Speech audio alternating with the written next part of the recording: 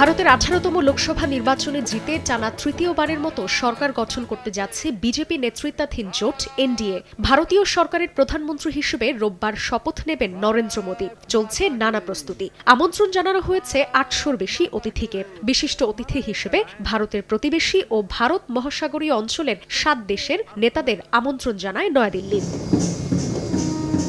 শপথ গ্রহণ অনুষ্ঠানে উপস্থিত থাকবেন বাংলাদেশের প্রধানমন্ত্রী শেখ হাসিনা, মালদ্বীপের প্রেসিডেন্ট মোহাম্মদ মুইজ, শ্রীলঙ্কার প্রেসিডেন্ট রনিল বিক্রমাসিংহে, সেইশেলসের ভাইস প্রেসিডেন্ট আহমেদ আফিফ, মরিশাসের প্রধানমন্ত্রী প্রবীন্দ কুমার জগন্নাথ, নেপালের প্রধানমন্ত্রী পুষ্পকমল দহল এবং ভুটানের প্রধানমন্ত্রী শেরিং তোবগে। এছাড়া একই দিন সন্ধ্যায় আমন্ত্রিত নেতারা ভারতের রাষ্ট্রপতি দ্রৌপদী মুর্মু আয়োজিত ভোজ সভায় যোগ দেবেন রাষ্ট্রপতি ভবনে। এরই মধ্যে যোগ দিতে শনিবার নয়াদিল্লি পৌঁছেছেন প্রধানমন্ত্রী শেখ হাসিনা।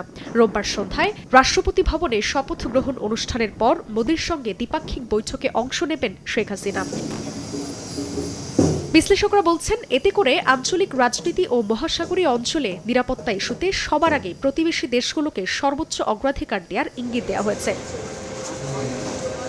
রাষ্ট্রপতি ভবনেই হবে নতুন সরকারের শপথ গ্রহণ অনুষ্ঠান। এর মধ্যেই কড়া নিরাপত্তার চাদরে মুড়ে ফেলা হয়েছে রাজধানী নয়াদিল্লিকে। নেওয়া হয়েছে একাধিক স্তরের নিরাপত্তা ব্যবস্থা। পুলিশ ছাড়াও প্যারামিলিটারি ফোর্স, এনএসজি কমান্ডোরাও থাকবেন নিরাপত্তার দায়িত্বে। পাশাপাশি স্নাইপার এবং ড্রোনের মাধ্যমেও নজরদারি চালানো হবে। অতিথিরা কে কোন রুটে আসবেন তাও নির্দিষ্ট করা হয়েছে। শুধু তাই নয়, সেখানকার বাসিন্দাদের আগামী কয়েকদিন মেনে চলতে হবে বিধিনিষেধ।